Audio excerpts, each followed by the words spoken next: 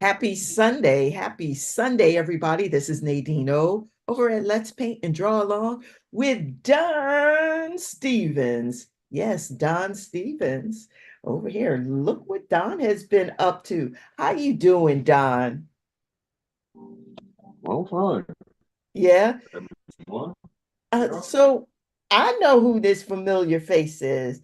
I don't think there's any doubt that anyone wouldn't recognize that this is our VP. Well, it's the Democratic.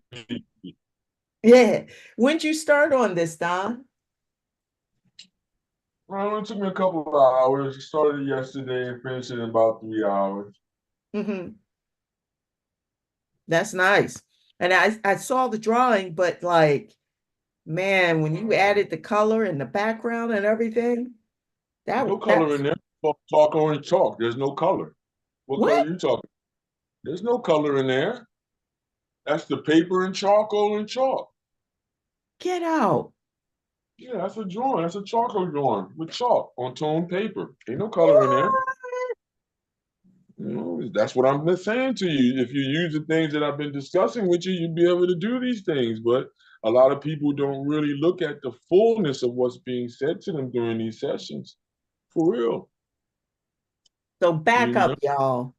What we're looking at is a piece Don created on colored paper. Yeah. Heavy canson paper. Yeah, for charcoal drawing and pastels. Yes. Wow, you really made that work, Don. No, I do it all the time, Nadine. I know, but I'm On a giving you paper that props. way. I If know you you, remember Calypso King, yes, Tina Turner, yes. uh, the Jerry Springer, all these is done with charcoal and chalk on toned paper. Yeah. That's when I do some portraits that I don't put online because people don't want their portraits online. I do them in charcoal for Mm-hmm. reduced price rather than the oil. The other one that you saw that I did in oil is a different price. You see Mm-hmm. what I'm saying? So we keep the charcoals going for me, but then you put it on toned paper and you seen your reaction. You thought it was colorful, and it's not. It's just the paper. It's tone and shade. That's it. Or it's an achromatic color scheme with darks and lights. That's it. Charcoal, carbon, and white wolf carbon. That's it. Mm. 18 by 24. You That's what did that'll that do. one. Some people would say you smacked the poodle, but you know, you have to think about those that are like no abuse to animals. So I would just say, I did my thing. I smacked the poodle. I kicked the dog. Whatever you want to say. I'm not afraid to say it. And if people are upset, then they're too sensitive, I would say. And yes, that's me and not Nadine. So I'm a true creator. I'm not going to worry about that. yeah, and you know, I think that goes back to our last session or the session before that, where we spoke about how when you feel that what you've done is successful, when the viewer recognizes the subject matter. I never say nothing about where you feel successful. Is just when the audience reacts to the piece the way that's needed. Right. Don't worry. And I really don't. Don't worry about how an audience is going to react because I'm already thinking about it while I'm doing the work, about what they require and need to be able to be attracted. That's mhm, what I mean. Understand the true essence of what it is, and I'm sharing with you guys and sharing with mhm, everybody. mhm, You know, they may not want to.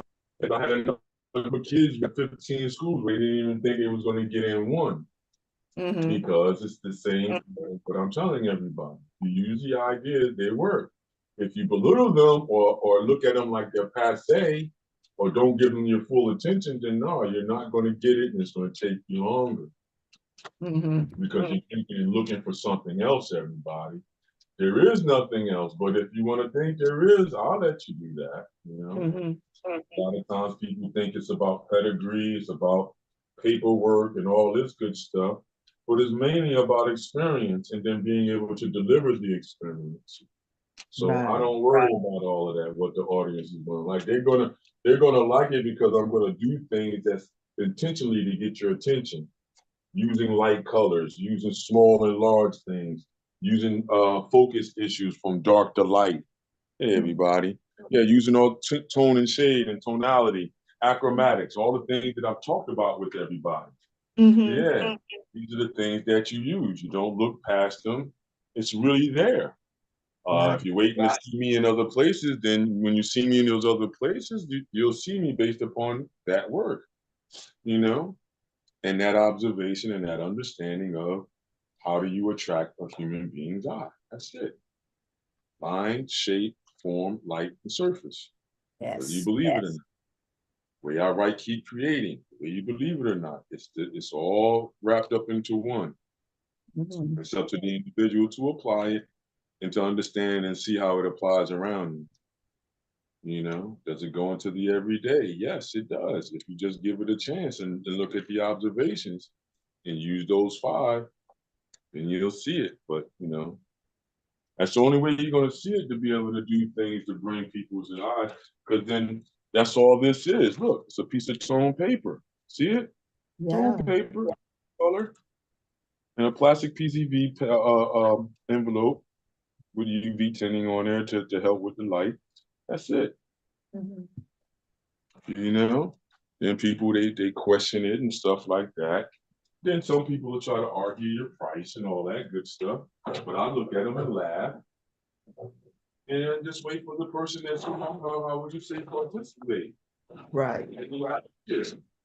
But then, you know, if you say that's amazing, then, you know, this is why I don't get all caught up and egotistical, because we've been doing this. You see, there's our mayor again. Yeah, that one. I remember that one.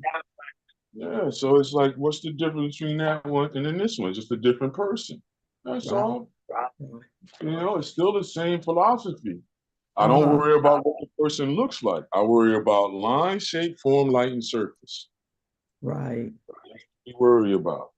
Because if I get that, then it's going to look like what it needs to look like. Especially if I'm doing what I suggest to everybody, comparing and contrasting and all this good stuff. Yeah, Mm-hmm. you know, that's how this stuff works. If you don't apply it, then you're not going to see it. You know what I mean? That's the bad part about it. And that's how you know when somebody's saying is really seeing what it is that you're saying, because they'll have results like some of the young teenagers that's trying to get into art schools. Uh, some of them are transfers that I help out, and they wind up getting into every school, Mm-hmm. honestly. And it's only because you know what to look for, you know what to give. Line, shape, form, light, and surface. Being honest with you, the minute that you give anybody, any viewer, that point of view, it's a wrap. They're caught up in your mix. You know, Mm-hmm. one of the kids I helped, they won the award for best portfolio because I went in there and showed them how to take the pictures of their portfolio with their cell phone. Wow. Yeah, it's the same thing as doing a 35 millimeter. There's no Mm-hmm. difference. Thing. Got to understand point of view, line of sight, you know, depth of scale, all these basic things you got to know. Just because you got the computer in your hand and you got this high-powered phone in your hand, Mm-hmm. it doesn't mean that you really know what to do with it. Right. You still got to know the fundamental stuff on how to shoot a camera. Yeah, it's point and click. You know what I Mm-hmm. mean? But if you understood lighting, if you understood the apertures in the phone, now in your phone you have a professional mode. So it functions like a real 35 millimeter camera if you put it in that mode. Right. Yes, it does. It's nice. Yeah. But if Yeah. you understand something about lighting, even the basic ideas that I'm talking about achromatics and how dark and light something is, to show the differences in what it is. Think about it. It's Mm-hmm. black and white. How else are you going to figure out what the difference is between glass and cotton? Right. You got a texture. Yeah, that's the surface idea. That's the last equation, but then it mixes with light too as well, because you can't have light without surface. You can't have surface without light. Mm. That's really what it is. It's not a really, you look around the environments where you're in, everybody, you'll see it, you know? In order to see everything you see, you gotta have light and you gotta have surface for that light to absorb or be refracted or reflected off of. Mm. And You then know, that's how our eyes see things as well. Nadine, why are you saying that like you don't know? Like, come on, man. You know, I don't like that, man. You know that. Come on now. You don't I make your know eye. that, but actually, I'm just, A lot of people know that out there now too as well, man. I can't. No, they know that out there. They know that they're seeing lights bouncing off of stuff. They may not understand refraction and absorption, but they understand absorption. They understand reflection. They may not understand refraction. But still, if you understand reflection and absorbing of light, it's not, you know, it's a no-brainer. When you look around, you got a shiny surface, it reflects. Mm-hmm. You got a buff surface, it reflects. Right. You see what I'm saying? You got a coarse surface, it may absorb. Mm-hmm. You know what I mean? These are things that are actual facts that, you know, by now, from even being around me, you should sound even more confident about talking about that type of stuff. Yes. Honestly, because that's the straight observation that we've been talking about since the pandemic. Mm-hmm. How to observe, how to look at things, how to approach and simplify items. It's not a gimmick. You know what I mean? Don't look for what it is I'm saying to be a gimmick. It's not a gimmick. Is it an absolute philosophy or science? No, it is not. It's still in form rather. So a theory is always open for opportunity to be broken or reset, but you know, a theory can be set as fact too as well until it's absolutely broken. So an edge is a line. The Yes. problem is a line real? Ooh. Yeah, It's that's the thing. man-made. Yeah. No, lines are real, but then, you know, what is the surface then? A line is not, you know, really a line until you stop the motion, right? Yeah. Then you see things that you call edges, and then you call those edges lines. Then you take those lines and you'll call them a shape. Then you'll look at that shape and say it takes it on some type of form. And then you worry about how dark or light it is. This is like your natural thought. This is not nothing fake. I'm not doing a gimmick. So if some of you out there is looking for a gimmick, wrong place. There's no gimmick here. This is real hard, not hard work, but work that of the everyday observation. You're looking at things. You're looking at the surface of things when you're eating. You're looking at the surface of things when you're washing yourself and all this good stuff. So you mean to tell me you don't understand what edges are? No, you do. It's just that you're separating it from your creative realm. You're separating it every day. So you're making it even harder for yourself. Because now you think everything is column and row, and that's the bottom line and problem in society. What happens to the oneness of everything? Oneness of everything. So line, shape, form, light, and surface pushes you back towards that idea of observation. That's why I strategize it like that. You won't see others doing it like that. They'll talk from the modalities, but they won't talk like that. And I'm not saying I'm better than, less than, or anything, or more inquisitive, more. No, I'm not more than, less than, and anything else. I'm just on my own journey and observing and willing to share the actual experience. Right. I wouldn't shortchange you, you know what I mean? Whether you're taking a class with me or not is not the issue. My thing is that when you do come over here to us, I want you to feel as if, yeah, I'm getting real, how would you say, holistic information that'll help me either which way, whether I keep drawing and painting or not. You know, my thing is to get you open to the creative concept, open to the creative observation of the everyday. So you can see that everything in your world is based upon creativity. You know what I mean? Alchemy at its earliest point, taking something from nothing. You know what I mean? That's alchemy. Exposing and bringing something to life that it can't be seen, heard, tasted, or touched. It's all the artist's job. You know, some of you out there don't believe it. Some of you think that art is just, you know, recreation. I understand. That's the way he was groomed. But when you really sit back and take a moment and look at your functional world around you, you will see that everything in your world is based upon creativity. It's just that Everything. you're groomed in society not to, how would you say, observe that fact. You're Mm-hmm. groomed in society to, how would you say, move forward with the program that's at hand, Mm-hmm. move forward with the management system that's at hand. You're not charged with doing a real strict observation Mm-hmm. of the surroundings and be able to reassess it and do all the things that you would do if you're creatively looking through your creative lens, your creative inner eye.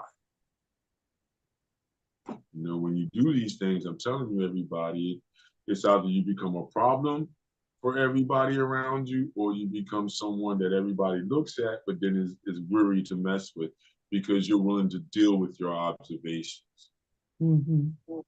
which means that you're willing to deal with live action information, which means that you may tend to go more towards a truth serum idea. Ooh. Mhm. But that still doesn't denote the idea of right and wrong. Right. Right. Especially when we're talking about what we're talking about, the idea of, how would you say, creativity, and what that Mm-hmm. means to beings, to groups of human beings that make Mm-hmm. it together and create like how we're doing it. You know? Right. Yeah. What does that mean to you in society to this day? Is the computer or the digital world suffice enough Mm. to be able to have these experiences? You know what I mean? Do Or you still require live action, you know what I mean, interaction with other humans in a right. creative mode journey? Is Right. that still, or can that be a facsimile? Mm-hmm. You know, and you're knowing it's a facsimile. Mm. I think about it when you get on the phone and you hear a voice of a teller or something, and then Mm-hmm. you can hear it and you ask it, you say, are you real? Are you a real human or a computerized voice? And then the phone call goes dead, they cut you off. Yep. So true.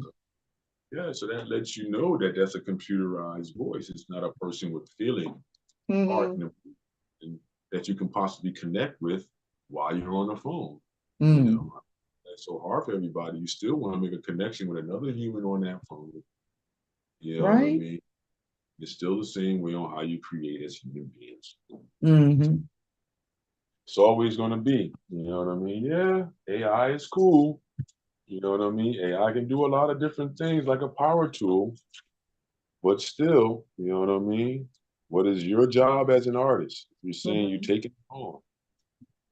Mm-hmm. Your job as an artist is to replicate and let us know what's happening during your time, space, and place reference point. Mm-hmm.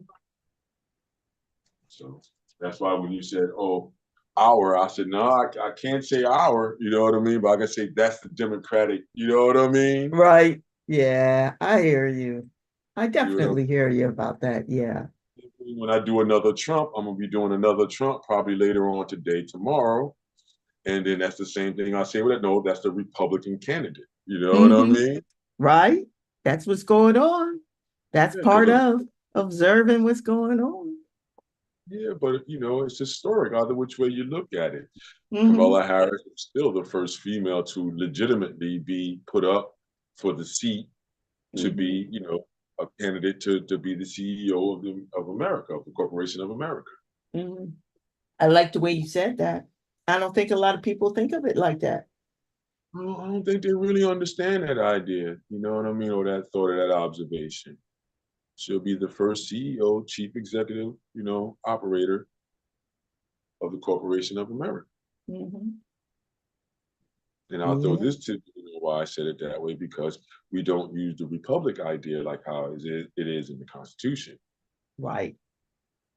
You know what I mean? So if we're not going with that idea, then it has to be another franchise there. You know? Mm-hmm. And that's just to, you know, have a small conversation about it. Because to talk about politics and religion has become such a strenuous thing with people, but And it it shouldn't shouldn't, be. yeah, it shouldn't be. Because we absolutely need those conversations to be able to plot the course of where we're going locally and nationally and internationally. Mm-hmm. we don't understand that, then what we doing here? You know what I What are mean? we doing, people? What are we doing? See, so that's my thing. That's why I did the Kamala Harris piece, not because I'm for nor against her. It's just that it's historic. Mm-hmm. When the last time in the country you had this much fervor over a candidate? They're trying to say Obama, when Obama ran the first time. You're not going to get me with that one. Nah. I'm talking about the controversial, not the uplifting aspect. He killed that. He did kill it. Anybody, you know what I mean? Anybody, complected of brown or of another culture other than European did not. He conquered all of that with that one. That's what that Hmm. one meant. This Yeah, one is all about the gender. yeah. You know what I mean? So this would be the first female CEO she gets the position But they were trying of. to make it a racial thing. Well, of course, that's another strategy. Yeah, but she really can't iron that out too good because she's already admitted that she's a Indian, Indo-Kush, or Mhm. Punjab, or something of the Indian persuasion. And there's nothing And wrong with that. Every other presidential candidate was, touting their well, no, connections. that's the issue because a lot of American blacks, you know what I mean, Mhm. even our elders have always looked for, how would you say, the idea of a true American black, meaning that Mhm. somebody that's truly indigenous, not like a byproduct through marriage or through Mhm. adoption or Mhm. through the idea of being foreign exchange or something like Mhm. that. Mhm. Because Mhm. Marcus Garvey and all of that good stuff was the beginnings of all that type of stuff where you bring another individual from another space place to, how would you say, engage society, and try Mhm. to help out the Negroid or the American black, you know what I mean? Mhm. Or, to push them American out. Black. Yeah. I That was was out. listening as others, there were a couple politicians that actually defined when we're describing blacks in America as American Black, American first and then Black, which is interesting. Well, yeah, it's interesting because we still haven't settled out whether or not. Now, these are my words, everybody. This is not Nadine's words, not unless she buys into it too as well. But unfortunately, and I don't mean to hurt people's feelings by saying this, maybe you have to edit it out. But we, as American blacks, are really still spoils of war if you really Mhm. look at it. Yeah. And a lot of people don't want to look at that fact. But when I've made mention to it in certain spaces and places, and people do, do research and historical stuff, they get quiet because Mhm. it's a fact. And then Mhm. you have indigenous nations, whereas when they went to war, Mhm. those that were defeated in the war, well, what happened to those individuals? It was a lot, you know what I Mhm. mean? So if you do the research, once again, you had a lot of what they called Indians, if they had Africanoid features, high cheekbones, broad Mhm. nose, complexion, things like this, then they will be put into what we was calling slavery here today. Mhm. You know what I mean? Then and that's just the way it was. Your spoils of war. And then the other thing is, a lot of people don't want to talk about the aspect of how everybody or all the slaves was coming up from the Caribbean and South America, not across the Atlantic the way a lot of people think. And then the last part of it, that Alex Haley got sued by Jewish writer, the accountant. You know what I mean? That was a lawyer accountant that said that that was my thoughts, my ideas, and my assumptions on, the Negroid in America. And I was looking for somebody to write it. And Alex Haley was the guy, but he didn't want to, whatever the terms was, he didn't want to follow it. And therefore Mr. Alex Haley lost that case. Yeah. That's something that's perfect. So these are all things that we have to look at in society, especially, when it comes to the American, African or the American Negroid or the American indigenous person. Mhm. Whichever it's going to be, it has to be a conversation about what that's going to be at this point. Right. Instead of having non-Hispanic on application. Yeah, and that Black, deep. yeah, yeah. Why is it important to have non-Hispanic on there? Well, because you're trying to make a difference between the American black and something that came from Puerto Rico, Brazil, Puerto Rican, Dominican Republic, Cuba, you know, Portugal or Brazil.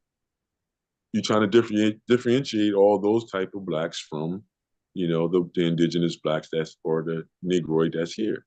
Then why don't they just say American black, Brazilian No, black? because you're Da, not, da, da, no, da. because you're not American black because you're not from someplace else. That's Mhm, the problem. mhm, Everybody here is from someplace else, which makes you German American, mhm, Italian American, Guyanian American. mhm. You see what I'm saying? Yeah. That's what it is. You're not a color and then American. We're the Mhm, only ones. And if European Americans that accept the white nomenclature, it happens to them too as well. mhm, Because you're not a color. You're an actual distinction from someplace and mhm. sprung from the land. And that's Right. the legal of it. Mhm, I mean, that's why, a lot of Moors have issues because they don't want to see it either, but you got to have land or some type of, land or occupancy type of situation in the place where you're saying you come from. yeah. So that's why the sun-dried Moors, if you look at the sun-dried Moor case that was Mhm, earlier on, early 1800s, you know what I mean? This is why they were able to get put on a ship and to go back to Morocco, mhm, North Africa, because they were actually citizens or participants in the parliament there, and their king could send a letter and state that that's a person or citizen, if you want to say, for lack of better words, of that particular province, and no, it's sovereign, and no, it should not be in the situation that you're having and this letter should suffice. Yeah, I'm paraphrasing, but right. basically that's the term, that's the idea. Mhm, You got to have land or something or interest in another country to be able to say that you're from there. You know what I mean? mhm. And not to get and have a certain sovereign status at that point. Well, Right. dual status in Ghana, that's one of the spots that you get dual status in. What are you saying? Mhm, And most of us don't know if you're absolutely from Africa because you got to do the trials all the way from the Gulf of Mexico through Mexico down to Panama, through Panama, New Guinea, and all the way through South America down to Brazil to be mhm. able to get that together and right. And then even then you might not. But, it's worthwhile. I did mine halfway through death certificates and marriage certificates. Mhm. Those are the best ways to do it outside of the birth certificate way of finding lineage at that point. Cool. And I know everybody that was a whole bunch outside of what we normally talk about, but it's still a oneness in there. And if you heard it, then that's great. If you didn't, then rewatch the video and you may get little tidbits on, what the idea of something from nothing really means when you take it on and put it Mhm. in your existence. Because most everything we talked about is a something from nothing idea. Yes, And it absolutely. comes from observation and art. Yep, yep. So something from nothing. We could do hands, like I was saying, or talk about how to Yeah. do things like that. Because a lot of people ask that question. Oh, how to do hands? It scares me. How do I do hands? How do I do Mhm, hands? And it's very easy to do them. I mhm. shouldn't have erased off what I just erased off the board because I could have showed some of that before we got started. But we can do the same thing. I'll get the markers. And then I'll simplify it a little bit. Instead of showing the bone structure, I'll just show some simple ways on how you can simplify to make the movements so you can make hands quicker. But the best way still, everybody, is to take your phone, put it on a time setting, and then put your hands in different positions and take pictures of your hand. Get a little tripod. It doesn't have to be an expensive one. It can be a little cheap one that you can do a tabletop with that looks like a scrunchie. You got those out there that's less than 20 bucks. Or you can get one of the taller plastic ones that's cheap, that's black, that's under 30 bucks. Either which way, it's going to work out for you to have a tripod to put your device on so it can be sturdy. So then when you do set the timer, you're able to, how would you say, move adequately and get the shots that you want. So yeah, you can put your timer on and then go timer all the way up to 10 seconds, they have it. And then now you would press that timer and then go for it on the tripod. And then bang, done deal. Set your hands up the way you want to in front of you. Reverse your camera so it's shooting away from you, not using the one that's on your screen. And then you can pick up a ball, pick up a pen, pick up an orange, anything, and then take pictures of your hands in different angles. Use a blank wall. Use a wall that's probably your bathroom door you can probably use as a prop to put your hands in front of. You can set up your tripod like how Nadine is, and then stretch it up a little bit taller and point it down, and then take pictures of your hands that way, holding things at a different angle. You see, you know, angle the camera up or up the wall, and then you can do underneath shots like your hands are reaching up to see what hands look like doing that way.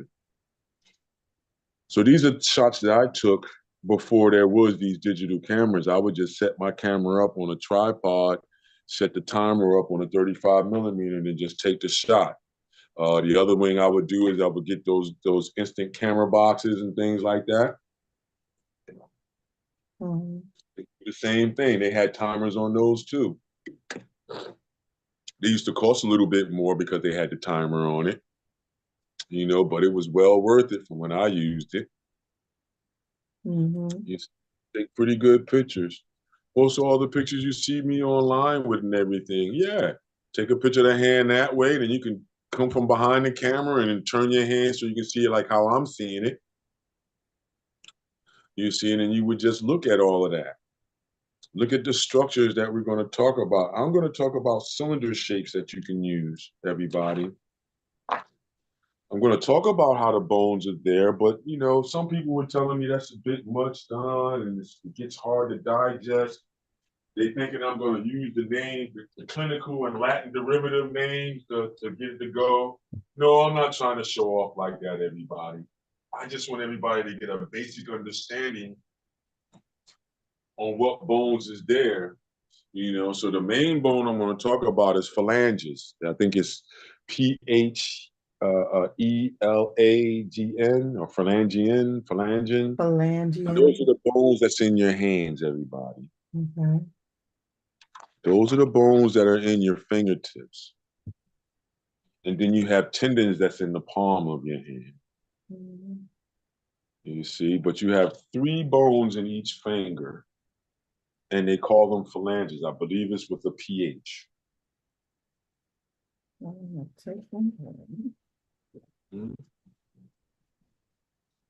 But let's see here. All right, you've seen the board pretty good, right? Oh, yes. All right. Okay. Start off with red. So look, what I would do is there's a couple of ways you can do this, but I would start off one. You can start off with cylinder shapes.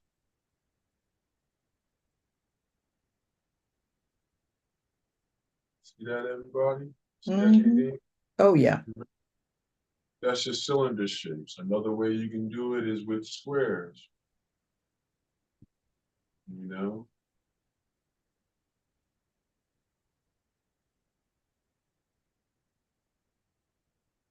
notice how I make it wider as we come down. You see? Mm-hmm. And then the other way is you can do it's like a bally in a string, and another bally where the joint would be. So hold on, not like that. Excuse me. Yeah, here we go. Here, here, and here. That's how you would see some drawings of this too as well. Mm-hmm. You see? So what does that mean for all of that? Well, then look, if I do a smaller version here, you would have the palm of the hand first, everybody, right? That I would do like so. A basic spatulated shape. See that? Now we're Yes. doing the right hand because if you look, everybody, I'm doing the right hand because I put that little triangle right there. See that little triangle Mm-hmm. on your thumb? That's where your thumb would go, you see? So then from the middle of this point here, that would go towards the thumb. This part would go towards the pinky, you see? Now you Mm-hmm. have what? Thumb, index, middle, ring, pinky. See that? Mm-hmm. I'm gonna use the bally one just real quick. You see? 2, 3. You see? It's the same way if you look at everybody, it's the same way they do the computer games. When they do the computer games, if you ever see a video of guys running around in these full body leotards with the head mask on with these styrofoam dots all over or plastic dots Yeah, all they over used. their, that's what they're doing. This idea here to simulate where joints are and things like this for movement on the computer games. You see, and now this one would be just 2 here. Because technically in the thumb, there's another joint here. So feel your own hand, everybody. This is if you, can you see that pretty good, Nadine? Oh yeah, I can see that. Okay, cool. You see that? So that's the 3-dot way, everybody. All right. That's like using 3 dots and then there's a spatula shape of the palm of the hand. That's how simplified it can get. Mm-hmm. Right? That's how simplified it can get. If we're using the cylinder idea, let's do one with the cylinder idea. Notice this too. Everything should be round. You see what I mean? Curvilinear. Curvilinear. You see that, everybody? Okay. All right. On the same way. Can you see down here, Nadine? Yes, I can. Looking good. All right. So now look, we're going to do the same spatulated shape, right? With the triangle on the side. And just the movement like so. You see underneath. Now we can do it, put the balls there, right? To see where the Mm-hmm. joints are. I always suggest that, to see where the joints are. But then now this time I can do them like a cylinder shape now. You see? And then round off the top. You see that? To Mm-hmm. position your 3 fingers now in the middle of your hand, your middle, index, and ring are all the same size. If you take a loose measurement of it, you'll see that your fingers are all the same size. It's just the positioning of the ring, middle, and index finger that makes the middle finger seem like it's the longest. You ever notice that, Nadine, and everybody else out there? Yes. Finger shape? Yeah. And then the pinky. Now, to tell the real proportions, each section will be halfway up. Mm-hmm. You see? And then now that finger will stop there. The thumb is out here, you see? So then now I'll make a cylinder shape. Well, from here to here, you see? And then now the tip of the finger, the tip of the thumb. Notice that? Mm-hmm. You see? Now this will be the palm of the right hand, you see? Because now look, in between the middle finger, if you hold in your hand like this, in between the middle finger and your ring finger is like the middle axis of your hand, where Okay. now that goes towards the pinky and all these muscles go towards the thumb. Okay. You see? Then you all have a line. Everybody's line is not the same, but you'll generally have lines like this. And then, oh, excuse me, not like that, excuse me. You'll have a line that's coming from the middle of the finger here and doing that. And you may have a Mm-hmm. line that's doing that. Everybody's not the same. So Hence there'll be, palm reading. yeah, it's palm reading, but it really just comes from the creases in your hand when you're a baby, when you uh, grasping your hands together like this. So a lot of Mm-hmm. times in the week, that's where all that, because if you notice, wherever you bend your hand at, that's where those lines come in, Right. right where the tendons and the bones are. Mm-hmm. You see? So yeah, they call them lifelines and palm reading and stuff like that, celestial stuff, celestial houses in your hand, finding the way, richness, Mhm. poorness, health, life, love, marriage, all of that's in there, they say. Mhm. But I won't go real deep into how those lines are put in. I'm just saying this is the position where you can see some of these lines. Mhm. And the way to surmise why they made and how they made is based upon how you particularly closed your hands when you was coming to this universe. Mhm. Is your print like somebody else's that was previously here? Nope. No one print or hand, program is the same. Mhm. That means your mother's and yours is different, Yeah.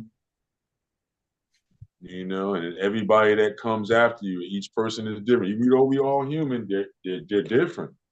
No Mhm. one fingerprint is the same, you know? Now you can imagine the squared off one. Can you imagine that one? For basic shapes now. I'm just trying to show the basic shape idea. We can do the same spatulated shape, you see, but it's more Mhm. squared off now, you see? Mhm. More angular, you see? Now I would just say, once again, with a circle halfway, where are those knuckles at? You see? And then now, here's another tidbit. The palm of the hand is the same length as your fingers.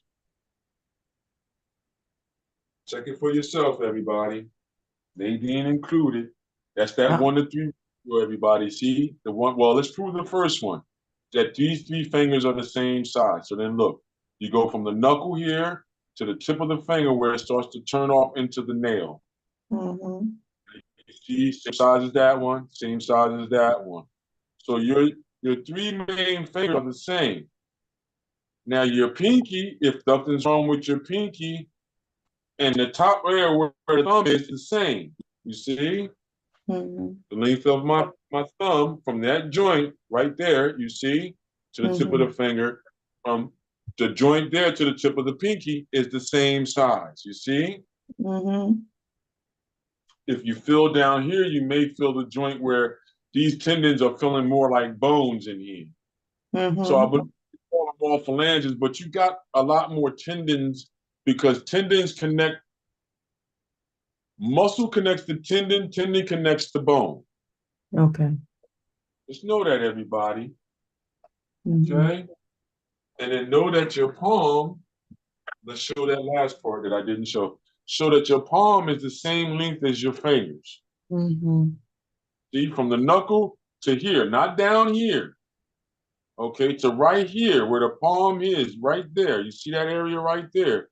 To here Mhm. is the same as your fingers, those 3 fingers right there. You know? Wow. You see? Yeah. And then now they break up into thirds because the bottom one will be the longest that's connected to the palm, and then the smallest one will be the top of the finger. And that's with everybody. Now you notice how the cylinder shape and the cube shape almost looks the same. You see? I show these ways because this is how some people are going to have their own shorthand sooner or later. You see? Look at it. Remember the idea. Those joints halfway there, halfway there, and halfway there. Right there. You got the length of your fingers. Oh, I made a round one. Well, you can tell which one I like using. I like using this idea, the looseness of it. And now I would put the square here, and then there you go. There's your thumb there. The wrist would go here. The wrist is smaller, you see. And then it goes to the forearm and will get thicker at the forearm, the medial portion of the hand. Go for our middle point again, remember? Now we can curve here and curve here. Now you got the line that may come this way, you see? Line comes here, and another one that may come this way. You see how it feels like the palm of the hand? Yep. And you know what's amazing? We're Yeah. doing what AI can't do right now. What you Draw, mean? draw hands. AI, when they recreate images, Mm-hmm. they can't do hands yet. No, they can do hands. It's just that the hands are not in the situation where they wanted to look live action. Right. It's like I, a print up or it's like a knockoff of cutting the saturation and contrast, controlling those two things to a color photograph, and then it turns it into a line drawing. I don't know. The ones I saw, the left hand was on the right arm, and I mean, it was just. That's I'm because talking. it didn't give it specifics. Mm-hmm. Yeah, Gotcha. give it specifics. You just can't say human form. Mm-hmm. You got to say human form, 3/4 view, right side, lead hand, left hand is the lead hand Mm-hmm. in pocket. Like Mm-hmm. people don't really know who you got to be with the AI to get the real results that you want. Well, It making a I can't hear. say human being in baseball Mm-hmm. security, then yeah, you're going to get anomalies like that because it's not taking into consideration intricate details or Mm-hmm. intricate thoughts or intricate observations that it still has to be prompted to do. Mm-hmm. So yeah, I agree with you. Yeah, you see anomalies like that, but then once you do what it is that I'm saying, right now, which a lot of programmers do, the more specific and direct you are, the better off it's going to work for you. Right. You can't do too many generals, too many generalizations. You're going to get more and more anomalies from it because it doesn't know. Like I say, it doesn't know. Mm-hmm. It's going off of what you're asking it to do, and then based upon what you're asking, it has statistics of all types of hands in all types of situations that was typed in a certain way. Mm-hmm. Now, when you type it in with one or two of those direct words or descriptive words, you see what I'm saying? Mm-hmm. In other words, if you don't use the full English language the way that you need to be able to be descriptive, then yeah, you're going to get anomalies, maybe. Being Mm-hmm. honest, Mm-hmm. that's really what it's all about. You got to be as literal as possible, all the way through to the smallest nuance. Mm-hmm. Think about the Matrix. I think it was the second one when the Merovingian was talking about how he set up the subway Mm-hmm. and how he was talking about how he had to set up the subway with the train conductor that he had on there. Right. And if you go through that scene, everybody, you'll get an understanding of what we're talking about. Mm-hmm. You know what I mean? So to get back to this idea, well, how do you control it to be able to do whatever it is you need to see? Very Mm-hmm. simple. Those basic things. You know what I mean? Mm-hmm. Once you have an understanding of which way you're going to go or using one of these to get to where you want to go, then you start just simplifying the hand, like we say, line, shape, form, light, and surface. You know Mm-hmm. what I mean? So now, say for instance, you wanted to do a hand pointing towards you. Mm-hmm. So now I would have to do the thickness of the hand, right? To the palm of the hand being smaller down here on that Mm-hmm. angle. See? Yeah. Now, if this is still the right hand coming at you like that, you see, then now you can see where the triangle for the side for this thumb would be here, and I would do it like so. Or I can just make them circles, like so.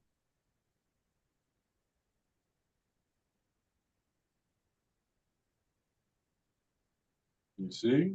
Mm-hmm. So then now, let's see. Let's play with it. This thumb is coming over, so then now we would do a cylinder here. And then, let's see. Yeah, I'm gonna put the, like so.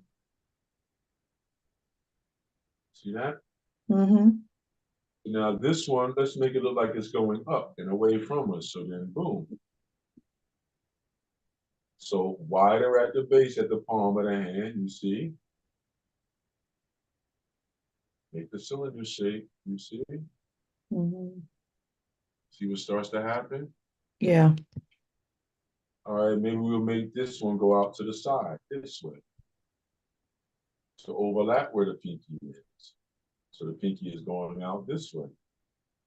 See that? It's an overlap that's happening of each finger. Okay.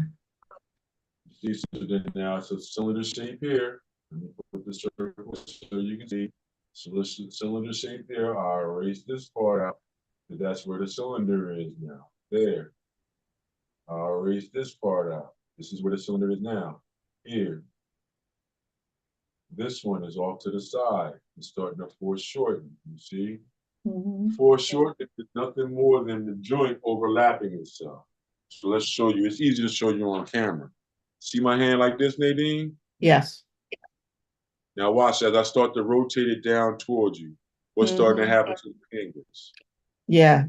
It's getting shorter. Or yeah. Or what else is it doing in order to look through to see that hand? Uh the f- uh the size is wider or thinner. They're overlapping. Can't Oh, you see okay. that? From the tip Okay. here, they're overlapping. So Okay. this joint overlapping this joint, so on and so forth. So now if the hand is not like this, as I dip them towards your point of view, they always not really get shorter, but they start to overlap each other to give the appearance of shorter. Mm-hmm. I do what the fingers are doing on the board there. These two is going over. This one is going up. Oh, Mm-hmm. with the right hand, this way. This one is going out. These two are going up. These two are going over. You see the Mm-hmm. shape? Yeah. That's what the hand is doing. Notice how the bottom of the hand here is going smaller away from you. Mm-hmm. It's another idea of foreshortening. As Mm-hmm. things move away from you, they get smaller. Mm-hmm. Even on the human body, as they move towards you, they get smaller. So then look, I'll do the pinky now. The pinky cylinder finger comes out this way, and then the tip of the finger. So now I can erase out here. You see that there, Nadine? And I can erase out right in here. Look at where our finger is now. Okay. Mhm. Now we do the ring finger. That joint comes out. And then now we do the tip of the finger. Once again. And now we erase out in the middle of that middle one there. We can erase out that half circle there. And here, and then look at the finger. Doesn't it look like what we was doing when I had my Mm-hmm. hand in? Yes. All right. The same thing here. Because as we get towards the tip of the finger, even though it gets smaller, it may look bigger based upon its point of view. You see? Mm-hmm. Now I erase out where the finger is here. I erase out this one here. And look what we got. Now I do the last finger, which is the index finger, is doing the same thing that the middle finger is doing.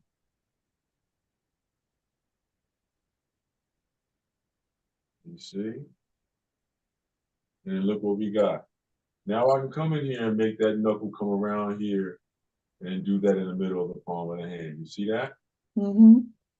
I can do this one in here where that meat goes here, and then this one goes towards the thumb, like so.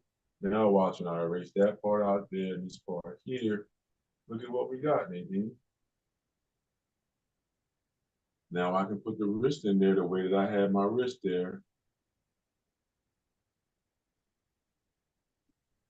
And there you have it. Look at that. Mm-hmm.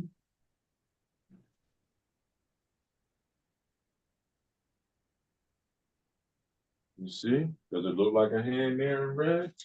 Yeah. And that's the right hand. How is yours looking? Doing the same idea now, just take your time. Because this is going to help you to start visualizing how to do hands. This debunks the stereotype of that hands are rough. Mm-hmm. Yeah, they're intricate. Yeah, they're a challenge, but they're not hard. Mm-hmm. You know, it gets even easier with cartoon characters. See, I show kids that this can be like a cartoon type of situation, but then you can translate it into reality. You know. I Mhm. could put the rest of the arm there and put a head there and make it look like somebody's reaching out with their right hand for some reason to snatch Mhm. something and all this good stuff. You see, now you can see why possibly AI can't do what we do. Why? Mm. Because somebody still has to say what they want. It has to be prompted. Right. Not unless it's a popular enough idea that it's been done numerous times. Then that's when you won't see no anomaly because it's close to something that's already been done. Mhm. You know, like something general, like a person washing dishes, Mhm. person eating, us, people hugging. Mhm. You see what I'm saying? General stuff that, yeah, it may not have an anomaly Mhm. because enough people probably don't ask it to do somebody hugging, do somebody holding something. You see what I'm saying? Yeah. So that's why I say to people, no, it's not that it can't do it. It can't do it on its own. Like if you just say, hey, like if somebody was approaching you or me and they say, hey, can you draw somebody looking like they're screwing a light bulb in? Mm. Mhm. And then throw emotion on it. They're aggravated. So Mm. do a drawing of somebody aggravated putting in a light bulb. Mhm. Then that's where you may see anomalies with the computer because it may have a hard time navigating what the emotion is. Mhm. So then you would have to be a little bit more direct again in your explanation of what it is you're asking AI to do for you. Yeah. Yeah. You know, say for instance, I did a hand coming down to that one, just looking like it's reaching down. Another right hand from Okay. the palm, from the back of the palm, the back of the hand, like that. Watch. You can see right here, right? Yes. Okay. Yeah. This hand look like it's coming down to this. So then watch. We do here, and now we will make the palm a little bit wider, right? See? Where would the thumb be? On the inside. You see, if we're talking about the palm of the hand. See what I'm saying? Mhm. So then now where does the knuckles go? You see? Maybe we move that one back a little bit. And over this. So then now we're going to do the same thing we did here, except for now we're going to do it like this hand is stretching down. You see? And then bending like that. Look at that. Look. Mhm. This finger will come out, right? Mhm. Wider there, then out a little bit here, then bend it down towards the finger here, making it thinner. Then put the fingertip on it. Huh. This one here, and then put the nail on it. Put the nail on it. See the difference? Mhm. The thumb up here, let's put the thumb in there the same type of way. Here, and bend that finger towards it, like so. And that's how that knuckle will bend downward. You see? This finger will come off to the side a little. You see, and that joint would be right here, off to the side, bending down. Now you can see some of that come from the inside. You see? Yeah. Now I have that part of the wrist doing this. Boom, and now we put the pinky in from the side too as well. Make it go out to the side. And now we may see more of the side of the pinky, but remember, the pinky is smaller than the rest of those fingers, you see? Mhm. Still got to put the nail on the thumb here on the edge. Let's put your own hand in that position and you can see why those knuckles are so. You see Mhm. that? Yeah. You know?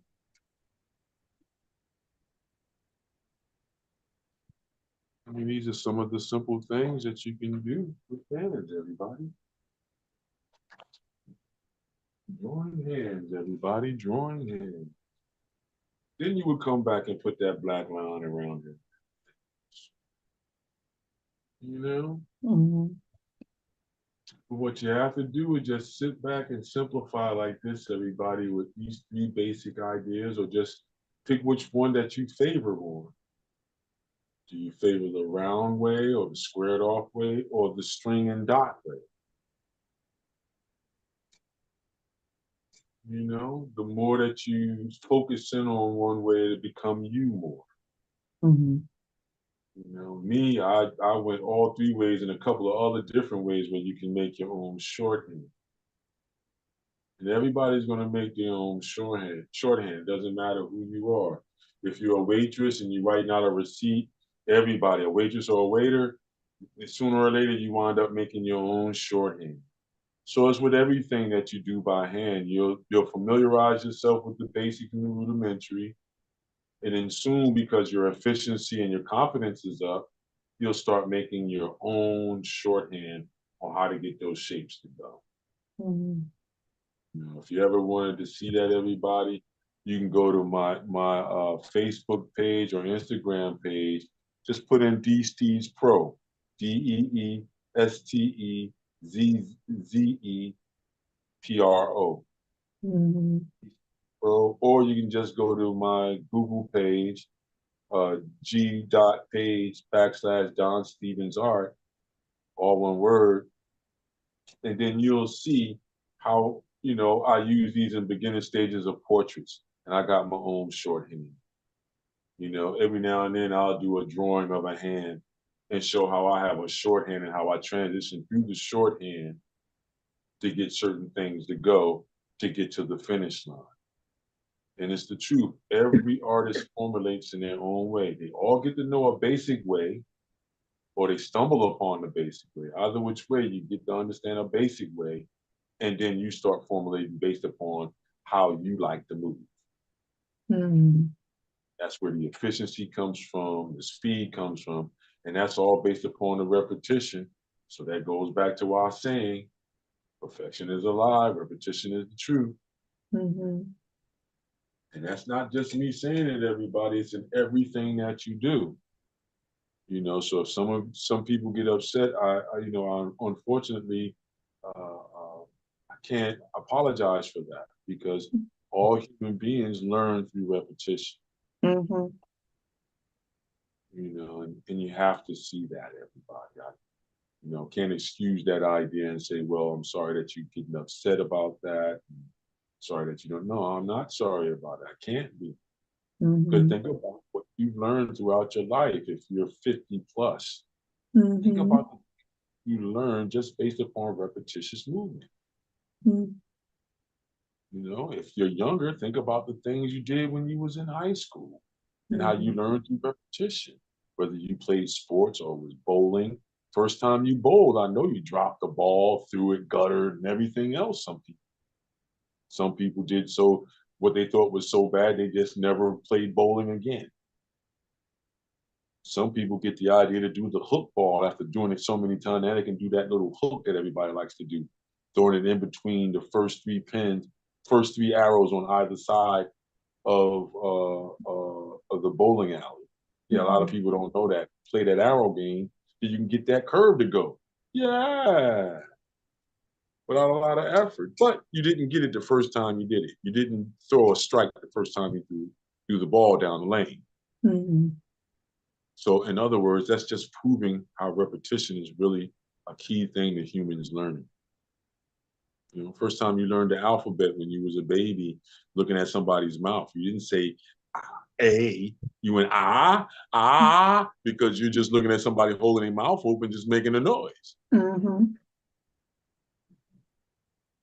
And it isn't until the child starts to hear how you're moving your mouth to say A, they see how your whole mouth moves, and you can watch the child looking at your lips and everything. Mhm. And then they'll start doing it. And a lot of breathing at first, and then they'll Yeah. get it, so right away. Mhm. Look at that whole beautiful thing I just explained there. And I know how many people, if you had kids, you've seen it. Mhm. If you haven't seen it, then you can ask your parent if they're here still. Ask your parent, hey, how did I? And then they might give you the same playback. Did a Mm-hmm. whole bunch of breathing and salivating and spitting, and all of a sudden it came out. Mm-hmm. But you was looking me right in the eye. You was looking me right in the mouth. Mm-hmm. You was looking at my lower jaw moving. I could see little pupils just moving all over my face to see what was going on. Mm-hmm. And all of a sudden that noise comes out. Hey, oh, wait a minute. I think he got it. I think she's got it. Mm-hmm. And then you can't get them to stop. You know, that's after three. You can't.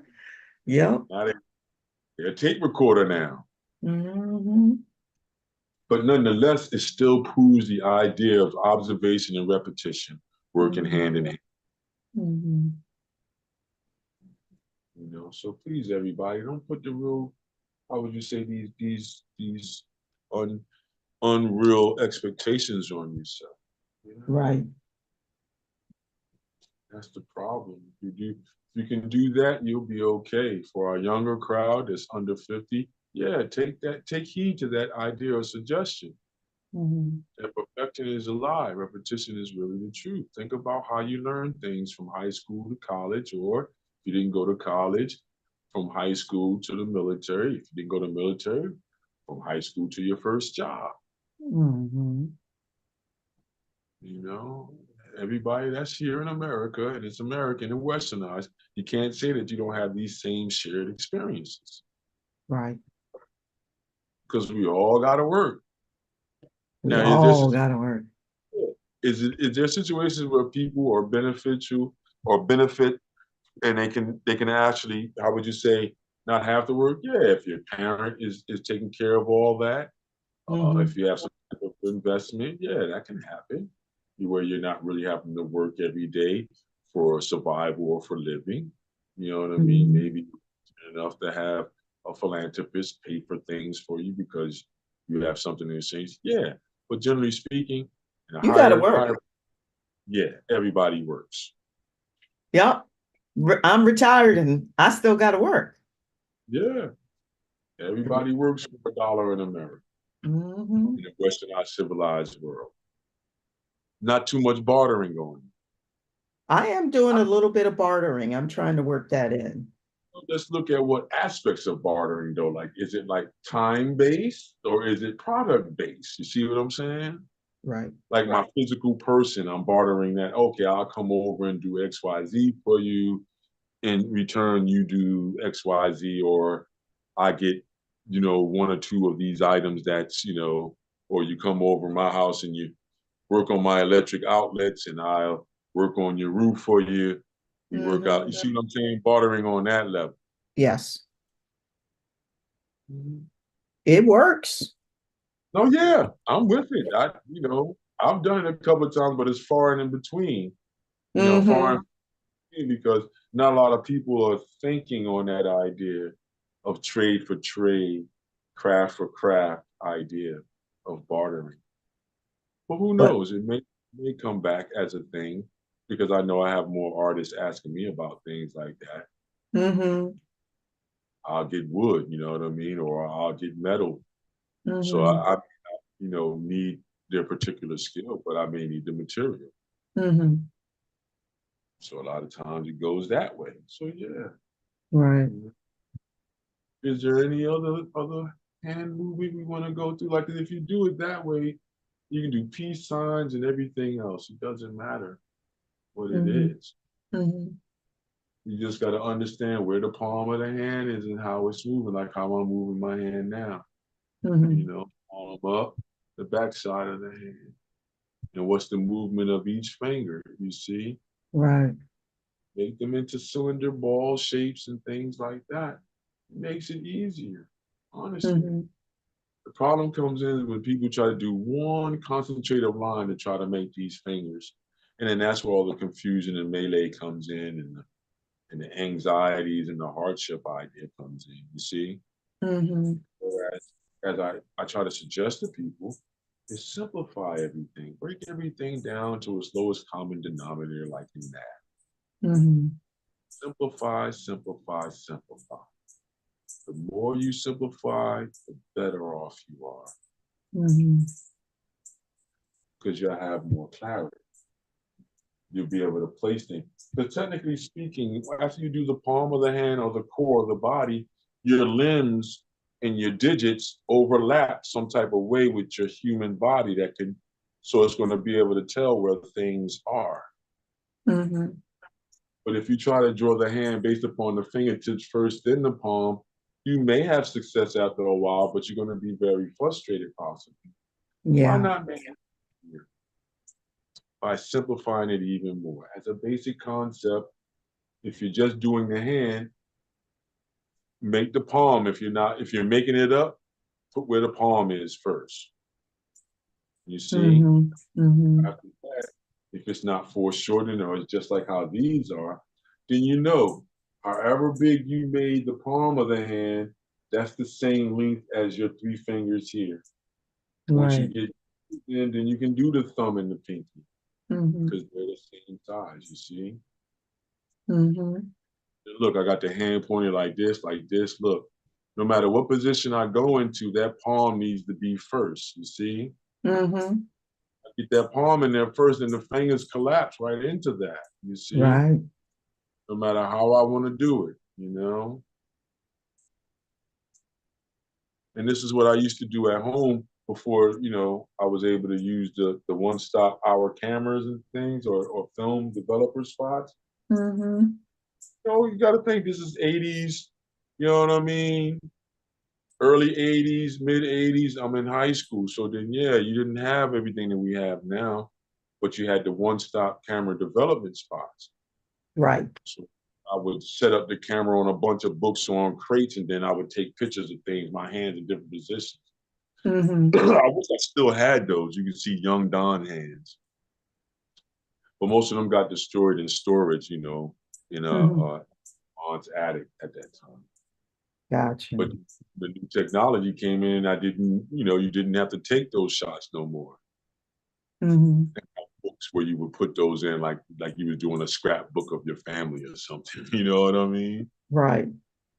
But I used to have books and books and spend a lot of money, you know what I mean? It was a lot of money to me then because, you only work in part-time jobs and things like this, the things go, Mm-hmm. you know? But yeah, I would do that. Now it's a little bit easier for you, everybody. You know? Put your hand in all these different positions, peace sign, thumbs up, then do the back of the hand at the same time, peace sign, pointing finger, pointing this way, pointing up, pointing down, thumbs up, thumb to the Mm-hmm. side this way. Every conceivable way, because the fingers, each finger has a rotation. That's Mm-hmm. round, you see? And it can touch, you see? So you want to get to know those movements of the fingers. So what I literally did when I was in school, and the instructors didn't really ask me to do it that deep, but I would take each finger and then draw them touching each knuckle. Oh, okay. Yeah. So then this way I can familiarize myself with the movements, you Mm-hmm. see, for each one of those. So right then and there, that's 12 drawings right there. Mm-hmm. You see? And then I would do the same thing with the pinky. You Mm-hmm. see, together like that, because you can't really do nothing with the pinky, you see? Right.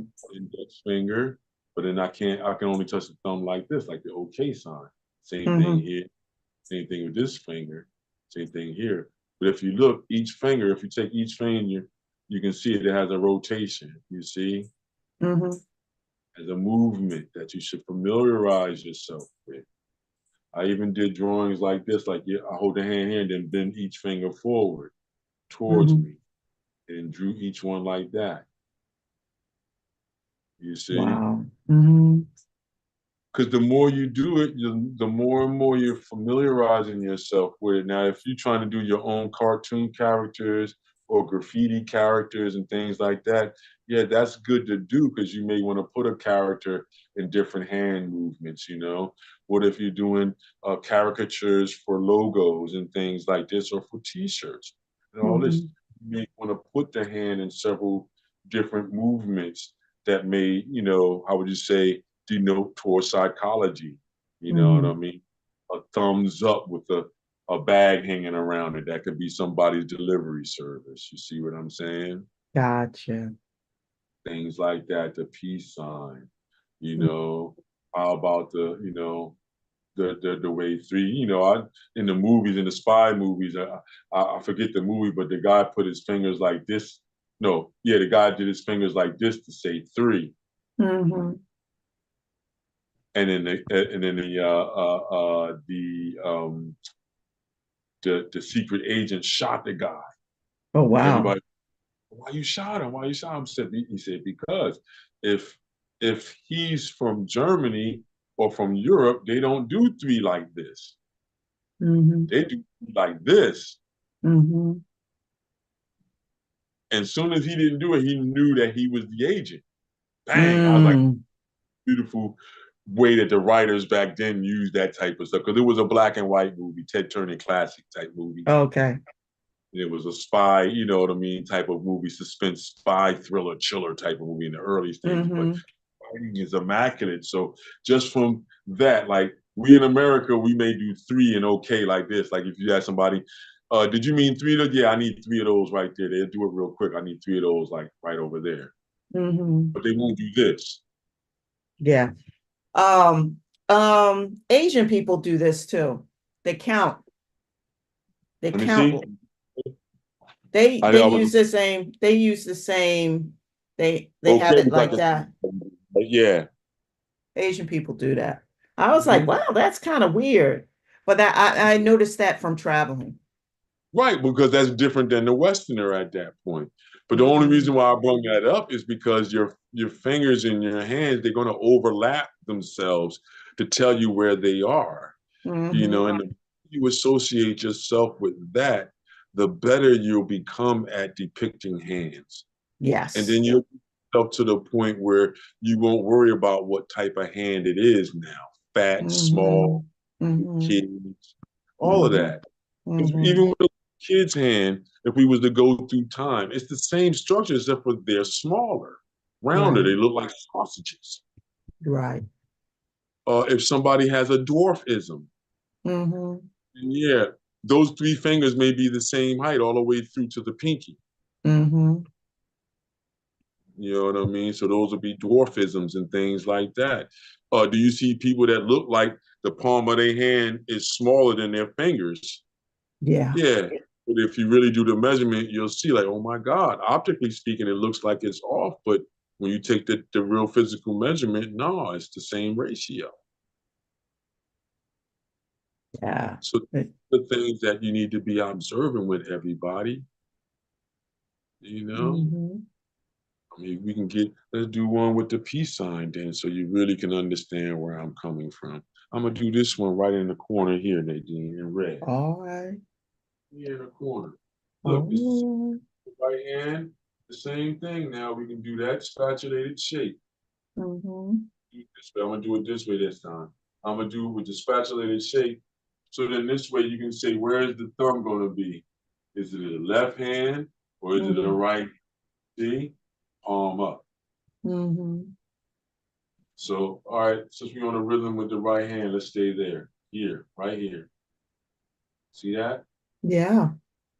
That's where that joint would go. Okay. Now we're doing a peace sign. All right. So then look, 1, 2, 3, and 4. Okay. There's the fifth one, that knuckle right there. You see? So all Mm-hmm. right, let's do the first two. The index finger. Let's do it the palm of the hand. You see? Mm-hmm. That's the side of the palm of the hand that I made. Is the same length as the finger. So that finger would be there. And then this finger would be right here, a little bit downward. You see? I can Mm-hmm. draw the line there if I want to say where it's going. You see? Okay. And you see the base of the finger would be a little bit longer, the middle, and then as we get towards the tip, it shrinks. It gets thinner. So wider at the knuckle base, thinner at the tip. That's why I keep saying spatulated. Mm-hmm. Because if you look at a spatula, that's how a spatula is made. At the tip of the spatula is smaller, it's thinner. As you get closer to the handle, it changes. Now look, these fingers, we see the top of the knuckle that'll hit here, top of the knuckle here. You see?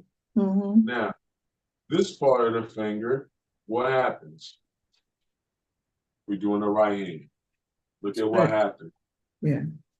Look, this part is here, and then it comes down to here. You see? This part is here, that part of the knuckle. Because remember, this part up here is the flat part here now. Now, this is the second part of the finger bending towards you, you see? So hold on, let me turn it. So now that's this finger right here. We got these two fingers up, the thumb is not there yet. This finger is coming down, you see? And then that finger is going to stay long like that to be able to have the thumb come over. So the thumb is actually going to move from that position over. You see what I'm saying, Nadine? Can you see that? Yes. You can't, I'm not blocking it, am I? No. Okay, cool. Because sometimes I'll be forgetting the position and I'll be talking like you're standing right here with me. After a while, I wind up doing that, everybody. I'll start thinking Nadine and whomever else is on the line is sitting right here, and I'll forget that I'm looking at the, the little device that I got there. So come on, look, this finger will come across this way, you see? Now the pinky will come down a little bit lower because it's stretching. See? And now this finger will come this way, you see? You see? And now that's the tip of the finger, here. Same thing happens here, tip of the finger folds in. The nail is here. Now that thumb will come across now, you see? However you want it to do. If you wanted to touch here where the fingernails are, you see? So then now I would have it come over here. You see? Now I would erase this out to say where that thumb is there. Now, since that part, you see where the knuckle is here, I would expand to get that part of the back of the knuckle. So then that's this joint right here to get to here, you see, to get to where the thumb is here. Now I would erase this out in order to put the finger for the thumb. I mean the nail for the thumb. See that? Now you can put that other stuff in there, you see, and then the palm of the hand is here and then here. And now that wrist is here. Now watch, I can come back. I'm gonna come back with the black over top. So you can see what we would do, everybody, okay? And then that'll probably be the last one, right, Nadine? Yeah. Yeah, okay. Let's see, let me get my black markers together. Now, if I was doing this in pencil or if I was doing it in the Sharpie marker, there's something from nothing, because this is still something from nothing. We made it up. We used our hand as a template, but it's still from nowhere. It's like, all right, we just got to move the hand in a different position. That's still nothing from something. You see? So then, all right, let's go for it. You still can see where I'm at, right, Nadine? Yes. Okay. This is where, see, that marker's no good. This is where we come in, and now you would start to get into the understanding of, now we start to make it look real, you see? Now we worry about the idea of what it's looking like, you see? To get to that finger that's there, to get to this finger that's right there, you see? And now that finger will stop there, you see? Spread here, here. Separation here, that finger would be here. Knuckle here, you see? Concave shape in the middle. Then the turn over top. A little bit of extra skin from the pinky bending. And a little bit of extra skin again. Into the palm of the hand. Into the palm of the hand to the thumb. You see that? Now this part would be right here to do this in here. You see? Look. Now that's when we would mimic all of this stuff in here. Show the webbing in the middle of the hand. So the separation in the tips of the finger. You see? And now we have it. You see? That's how I would use. That would be the tendon in the middle of the hand. Didn't talk about that part, everybody. But now it's there. You see, oh, now we put the rest of this stuff in here for the pinky. The nail of the pinky that we're seeing. See that?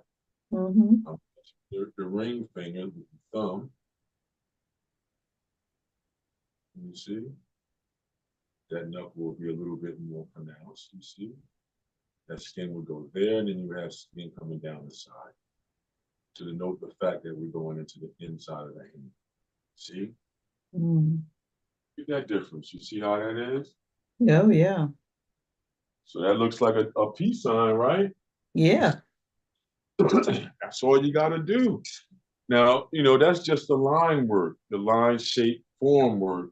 We Mm-hmm. didn't do the tonality with it, but, you know, we talked about light and surface in numerous things now, everybody. So try to take some of those notions and suggestions that we've talked about, Nadine and I, and when we had guests on, you know what I mean, about Mm-hmm. the tonality of the idea, the lights and darks, the way the surface is going to move.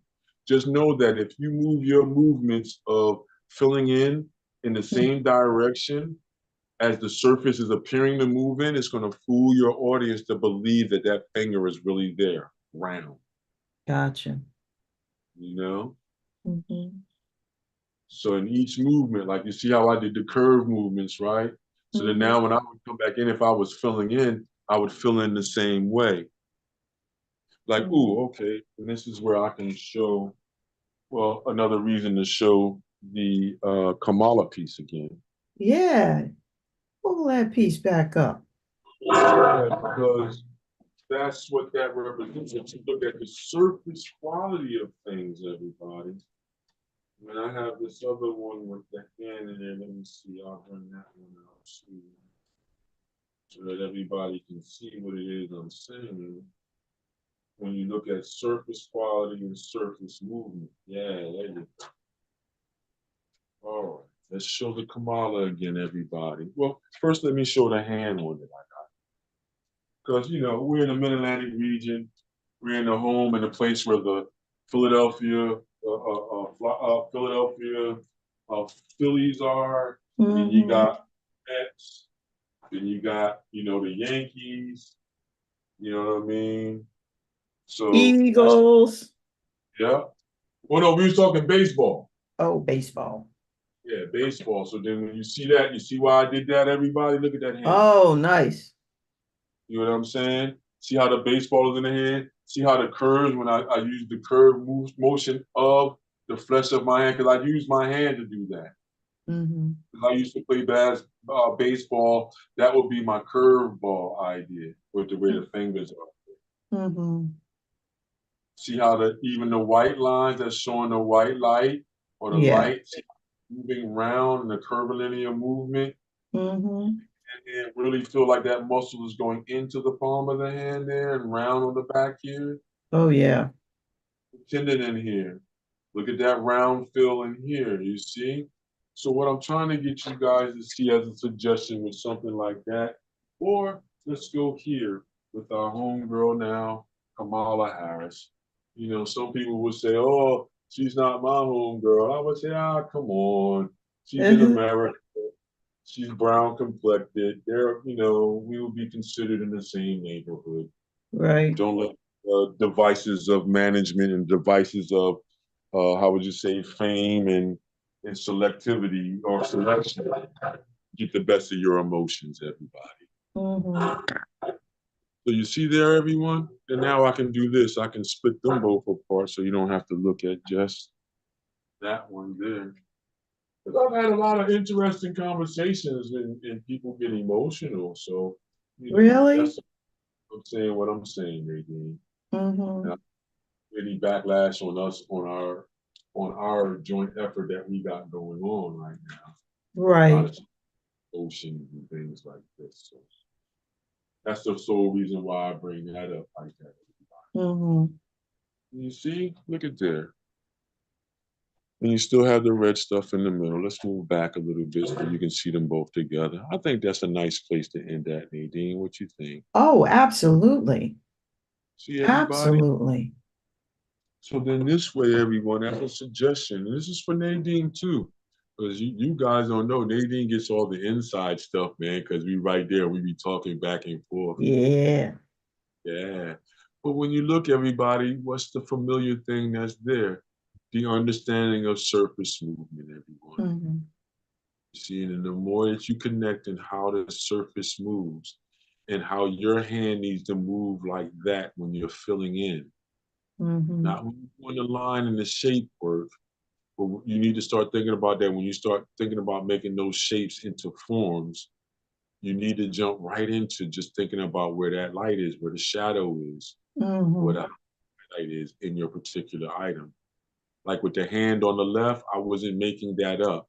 I was looking at my hand with a baseball in my hand. Then I Mhm. got tired, I took the picture of it then. And then I just drew it based upon that. Right. You see? But look at the believability of it based upon the suggestions, you see? The same thing with Camilla. Look at the suggestions of it. You can look at the pictures on Google of her and you're going to see a couple of pictures because I use 2 or 3 pictures together. So you may see this picture and some other ones where she's laughing real hard. And then the next one I'm going to do is Trump, everybody. So I'll do the Trump rendition.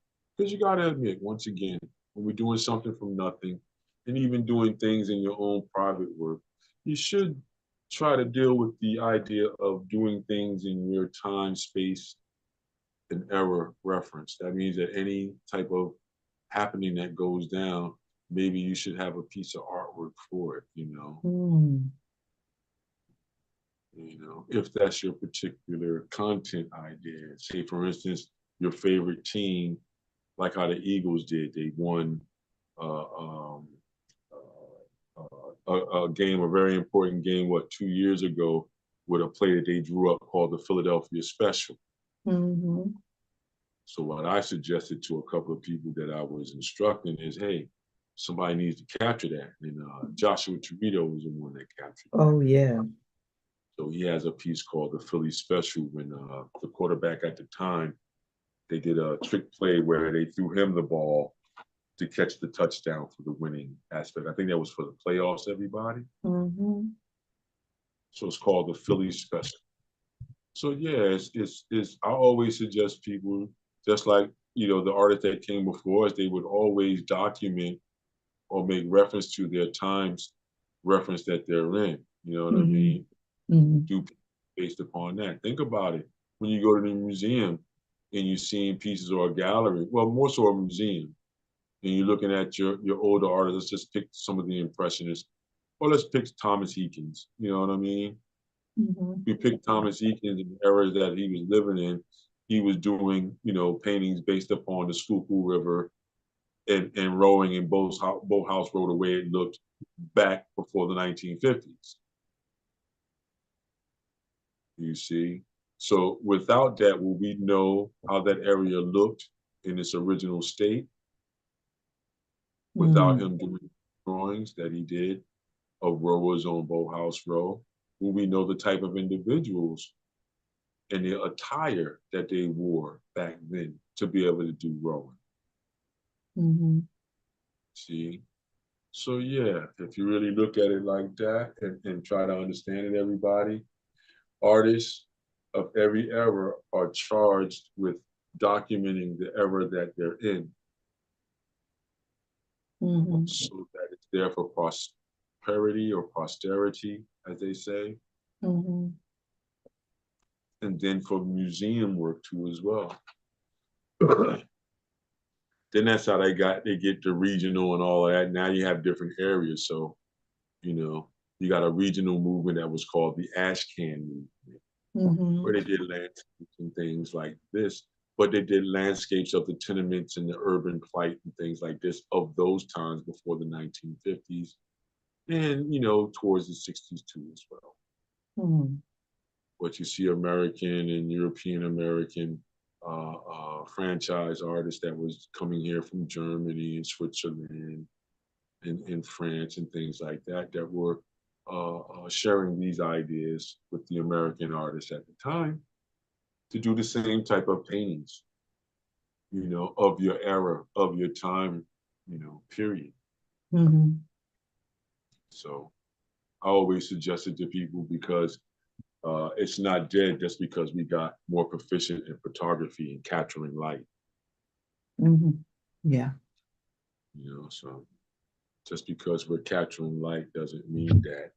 I mean, we still can't, you know what I mean? It's our duty to Oh, observe yeah. and capture. Yeah. Yeah. If you choose to take on that challenge, yes, indeed. Mm-hmm. It definitely is our duty.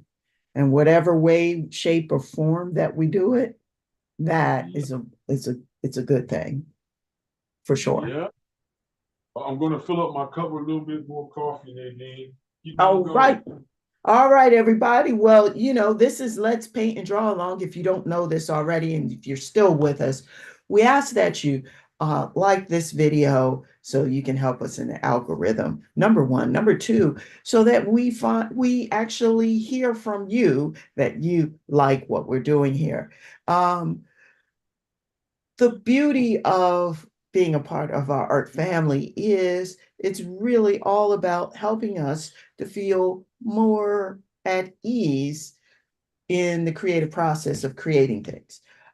Definitely hands is notorious for being a challenge for many people, and Don gave us some wonderful suggestions about approaching the different point of views of how our hands are positioned and how we can capture that. One of the ideas was actually using your phone.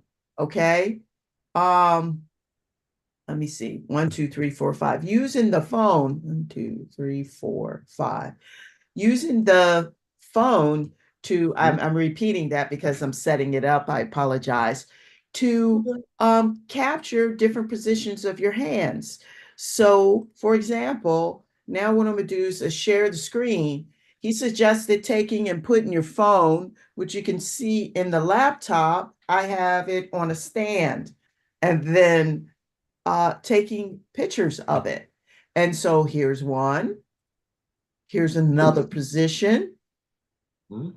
Here's another position. Mhm. Here's another position. Go. 5. Here's another one. So just by having a stand and putting your hand in different positions, you can see the phone in the background. This one, Um, Nadine. yep. Zoom in on your hand in your picture, and whatever picture that you want to zoom in on, just pick a picture and then zoom in on it, and you can see the other idea on how you can get even more detailed idea of understanding the surface of Oh, items. okay. Let's see here. Let's see if I can do it. Mhm. Oh, would only go in, but so far here. That shows the idea, though. Look at how you can see the nail better and the wrinkles in the skin, the way the skin is wrinkling on the back of the hand and in the palm of the Yeah, hand. it's dry. Yeah. Yeah, You all can of see this. that. Mm-hmm. So that's why it's important to take the picture because you get way more information now, everybody. And now, Mm-hmm. like how you just saw it, she zoomed in, and depending upon if you zoom in when you take the picture in the beginning, how far you can zoom all the way into a macro or micro situation. There you go. Here's another one. Yeah, you see, everybody? So all these things are possible with just the things that you have in your home Mm-hmm. or This around you. picture, everybody. This would be your own reference files Yes, for absolutely. So then there's another one. Oh, there you yep. go. With like utensils like a spoon, Yeah. you know, stay with a pencil like Nadine did. You can pick up the mouse in there. Like you say, for instance, the mouse is sitting right there. You can pick that up and then take a picture of your hand using the mouse. You know what I Mm-hmm. mean? Mm-hmm. A picture of both of your hands looking like it's grabbing the computer screen. Mm-hmm. You see what I'm saying? Or the laptop that was in front of you. All Yeah. these different things you can do to get an interpretation or a suggestion of what hands do. You want to familiarize yourself once again, like Nadine was suggesting to you guys, to really make your own files with that idea that we talked about earlier. You Mm-hmm. know, once you make your own file, that's your go-to be able to understand the positions of hands and fingers and the different types. Maybe you'll get a family member or a friend to, you know what I mean, Mm-hmm. pose their hands in different positions. Maybe you got a little cousin, or if you're retired, maybe you have a grandson or granddaughter. You know what I mean, or something like that that you spending time with. You know what I mean, and you're a godparent or a god, something like that, or just the person that's watching over some kids. Yeah. Have them pose their hands eating apples just to see what little fingers look like and how they Tiny, move. tiny Yeah, little fingers. cumbersome and all this good stuff you can get from just looking at hands. Mm-hmm. But try to remember some of the suggestions, everybody. Look at this video over again if you want, Mm-hmm. as you need, as it helps. And this Mm-hmm. generalized ideas on how to look at the hands will help you formulate any hand that you need if you look into simplification. Yes. Simplification is key, everybody. So please simplify as much as you can. You'll be Simplify, simplify, simplify. good to go. It's the best you can do. Once you do that, everyone, it's a wrap. Yeah, don't overthink anything. Nope. Nope. Repetition is key.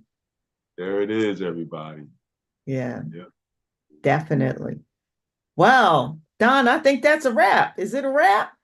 There it Yeah, is. there it is. I'm just Well, with spinning around that, this up to yeah, everybody.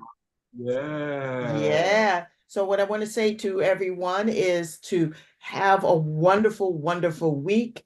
Um, Definitely check out the video, replay it, stop and start it so that you can follow along. This was something from nothing, part 12, but it was really all about the hands and to be able to go from there. And one of the ideas that Don showed you that was a possibility was actually him holding what do you call it? A ball. Oh, yeah, I'll put So that real quick. Hold on.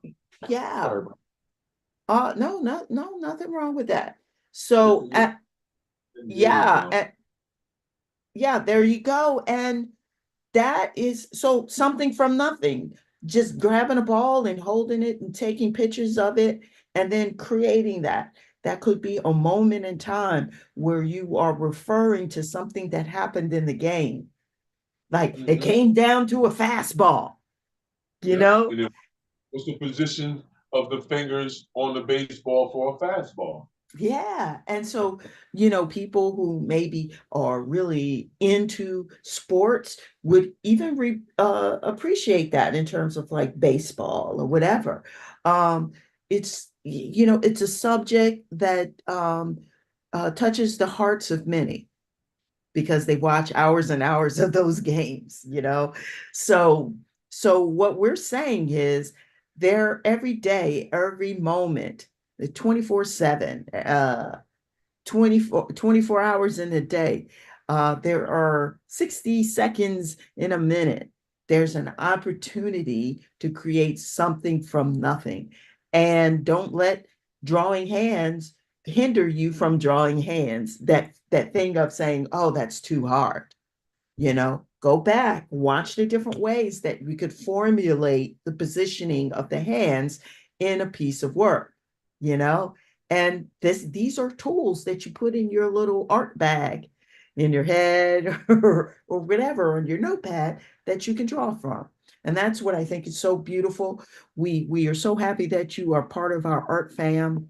We want you to leave comments. We want you to share your thoughts on this session or any other session that we have done in the past. But most of all, we want to say to you, yes, we want to say to you to keep Creative. creating 365 days in a year, 24/7. It's not Yep. recreational. We're always creating, even when you burp. That's right, even when you burp. Okay, so y'all have a great week and stay tuned for our next session.